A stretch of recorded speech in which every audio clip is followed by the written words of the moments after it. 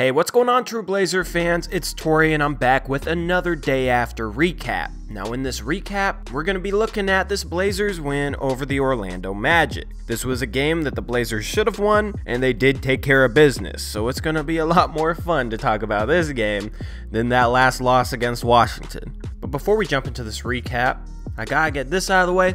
As a lot of you guys probably already know, we are partnered with SeatGeek.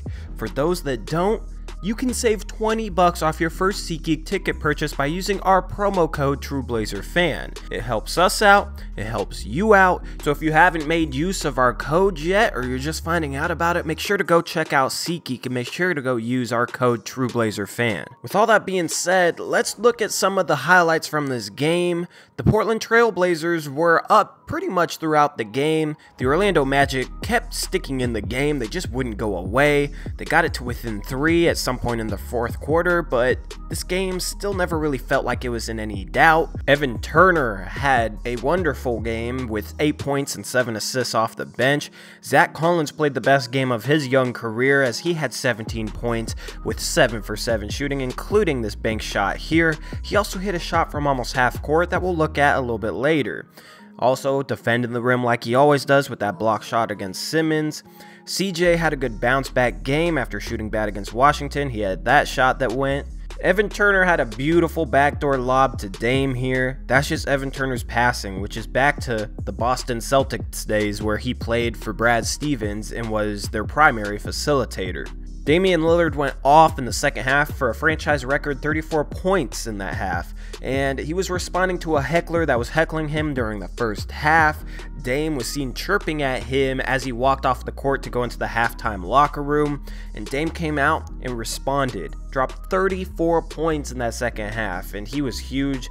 This was MVP level Dame that we've been waiting to show up so far this season, and he finally brought back Dame time, and it was a lot of fun to watch. If you want to see basically every scoring play from that game, every big block and whatnot, make sure to go check out our full highlights as we drop those every game. That's just for those of you who aren't too familiar with our channel. So with that being said, let's look at some of my takeaways from this game. First off, we have to start talking about Zach Collins because this dude is looking absolutely great for the Portland Trail Blazers. 17 points on 7 for 7 shooting. His 3-point shot looks to be an actual weapon this season. He hit some threes last year, but he didn't shoot a good percentage. He shot only around 30%, but that could be expected from a big man that was adjusting to being used more on the perimeter than he's ever been used in his life. Also adjusting to that longer 3-point line, it was a little bit of a task for him, but now it looks like he's finally adjusted as he's knocking down threes at a pretty good clip. He was 2 for 2 from behind the line, and I know one of those was this kind of fluky half-court shot, but man, everything's going in for Zach Collins right now. You can see him playing with a ton of confidence, and just remember that this kid is only 20 years old. He wasn't even supposed to play it all last year. This dude is definitely far ahead in his development. I know a lot of people were saying they were worried about him in preseason. I didn't understand it at all. And I'm not going to say I told you so that this kid was going to be alright, but yeah, this kid's alright. Through the first 4 games of the season, Zach Collins is giving us over 10 points per game, 5.5 rebounds, in only 20 minutes. That to go along with a field goal percentage of 73% and a 3-point percentage of 57%. I think this dude needs to start seeing more minutes. He should not only be playing 20 minutes a game, because when he's on the court, we do much better than when he's off the court. To determine a player's impact, I like looking at box plus minus. Damian Lillard has consistently had the highest box plus minus in recent years. You know, he's been our best player, so that's not a surprise at all. So far throughout this very small sample size, we have to remember how small the sample size is, but so far, Damian Lillard has a box plus minus of 8.5, and that would be the best he's ever had in his career. However, it's not the highest on the team, as Zach Collins has a box plus minus of 9.6. He's a plus 3.8 on the offensive end and an amazing plus 5.7 on the defensive end. Throughout this 4-game stretch, he might be our best player just because of what he's doing on both ends. Honestly, I want to see him getting 25 to 30 minutes a game, and I'm getting closer to saying that Zach Collins should start next to Jusuf Nurkic. Now, Collins is our backup center, so you'd probably have to take him out and play Jusuf Nurkic a little bit longer, you know, rest Collins a couple minutes before reinserting him for Nurkic at the backup center spot, and just kind of stagger Nurkic and Collins' minutes. But I definitely think Collins needs to at least see more playing time than 20 minutes a game. Takeaway number 2 is Evan Turner is finally worth something. Maybe not worth the $18 million a year that he's getting paid, but he's playing like a guy who deserves at least $10 million a year, man, because this dude, he stopped shooting threes. He's a facilitator again, which is the role that I think was envisioned for him when we signed him and stole him from the Boston Celtics. His defense is still solid, and he's just filling up the stat sheet. In only 24 minutes a game, he's averaging 10 points as well as over 5 assists. He's also shooting 58% from the field, which would be by far his most efficient clip in his career. He's never shot over 46% from the field in his career. And part of this is because he's not shooting 3-point shots, but he's also shooting 60% from the 2-point range, and he's never shot 50% in his career. So I know it's a very small sample size, but even if he's able to keep up this level of play even somewhat close to how it's been, then he's actually helping the team. He's being used right, he has the right personnel around him with that bench unit.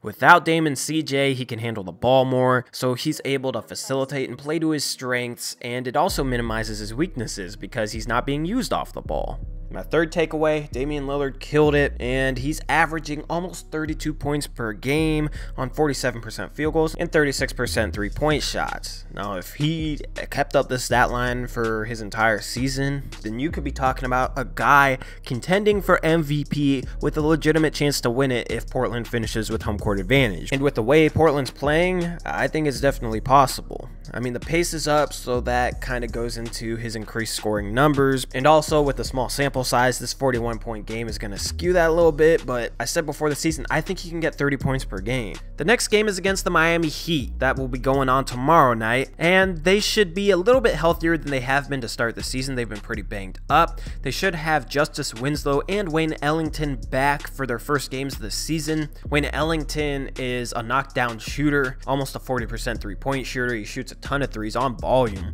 In the game in Miami last year, Wayne Ellington dropped, I think, like 25 points, so this is a guy we definitely have to look to stop. Justice Winslow is a very good defender and probably a guy that they'll put on the Portland backcourt, so it'll help Miami having him back. Hopefully Damian Lillard goes off again this year. He seems to go off almost every year when he plays in Miami. Miami also has James Johnson out, who's one of my favorite non-Blazers in the league. He's a very underrated player who can basically do it all and is also a very good defender. He's been hurt to start the season, so that'll help not having him in, but they'll have 3 front court bigs that are very good. Hassan Whiteside is one of them. He's a plotting big man who doesn't shoot threes, so it should be a good matchup for Jusuf Nurkic. Hopefully Jusuf Nurkic can continue his ways and excel against Hassan Whiteside. They also have Kelly Olynyk, who I think is one of the most underrated players in the league because he can defend better than people think. He can shoot threes. He can pass the ball. He's probably better than Hassan Whiteside, but Hassan Whiteside gets a lot more attention. So I don't know if they're going to start Kelly Olynyk at power forward, but if they do, I think it might be worth it to start Zach Collins because Kelly Olynyk is a 7-footer that can stretch the floor and post up. It'd just be a better matchup for Zach Collins as Zach Collins could see more minutes. They also got Bam Adebayo, who was their 14th pick last season. He was very solid last year, just as an athletic rebounding big that can finish in the lane. With Zach Collins probably coming off the bench as well as Bam Adebayo, watching those two go at it will be a lot of fun. And then of course you can't talk about the Miami Heat without talking about Dwayne Wade. He's a guy that always seems to kill us, and he's not efficient anymore. He's not a good player anymore, but still, it seems like he's had flashback moments against the Portland Trail Blazers when we've played them in years past, and we're going to need to stop those from happening in order to succeed in this game. Their best player, Goran Dragic, always seems to give us fits as well, so that's going to be a challenge for Damian Lillard to defend. Anyway, true Blazer fans, I hope you enjoyed this day after recap for the Orlando Magic game. Now I'll catch you a couple days from now when I recap this Miami Heat game. Hopefully we're able to move to 4-1 and start off this 4-game road trip 2-0. We got to win these road games, especially against the Eastern Conference, and we got a good start against the Magic yesterday. Anyway, I hope you guys have a great weekend. Peace out. Go Blazers.